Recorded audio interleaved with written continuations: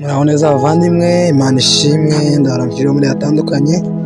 Uyu ni umunsi mwiza, umunsi wo gushima Imana, umunsi wa 265 wa Commanding Your Day. Turi ku wa mbere, Imana ishimwe.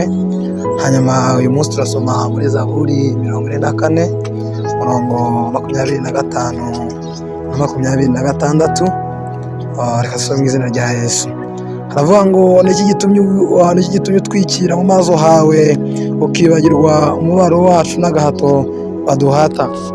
Umurongo wa 26 akavuga ngo kuko ubugingo bwacu bwunamishijwe bukagera mu mukungugu, inda yacu yarumanye n'ubutaka. Haguruka udutabare, ducungure kubw'imbabazi zawe.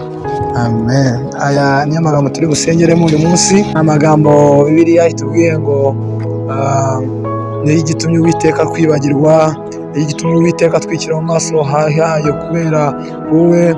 Hanyuma niba uri aho ngaho, ndagusabye usenga Imana, ubwire Imana ngo Mana ntumpishe mu maso hawe, ubwire ngo Mana ntutwikire mu maso hawe kubera jyewe, ahubwo Mwami Imana yanjye reka watwikurure mu nibyo ushaka, reka watwikirure numva ibyo data uvuga, kuko uri Imana igira neza. Haleluya. Mwami Imana yanjye, kuko ubugingo bwacu bwunamishijwe bukagera mu mukungugu, inda yacu yarumanye n'ubutaka. Haguruka udutabare, uducungure kubw'imbabazi zawe. Ninde Mana ihwanye nawe? Ninde Mana ikwiye kuzamurwa icyubahiro nkawe? Erega niwe byiringiro byacu, erega niwe mahoro yacu, urakwiriye gushimwa. Rebo shana bakoriya bazana bashano. Iki gitondo reka uzamura Uwiteka, iki gitondo reka Uwiteka abane nawe. Aho ujya mu gitondo, ujya mu kazi, ujya muri shuguri zitandukanye, reka kurinde, reka abane nawe. Reka Uwiteka agufungurira imiryango, imigozi yari kuboshye ibabohotse.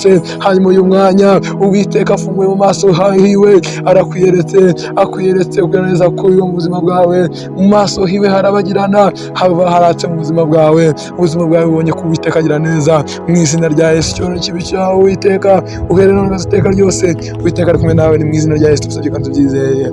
Amen. Imana ibagire neza, turabakunda cyane. Haleluya. Amen.